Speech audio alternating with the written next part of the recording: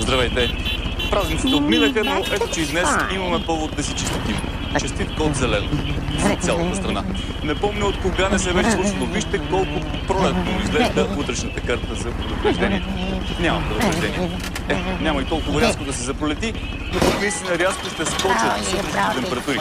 След днешните минус 20, утре дори и в Северна България ще само минус 8, минус 10 градуса. Да, минус 10 си минус 10, но и повишение с 10 градуса си е сериозно повишение. В южните райони пък дори и сутринта няма да е по-студено от минус 2-3. А вижте след обеда, червените градуси. Навсякъде са около 0. Само някакви си минус 1-2 ще е дори и в иначе така сибирския напоследък север и до плюс 3-4 ще се стигне на юг. Прекалено хубаво обаче не е на хубаво.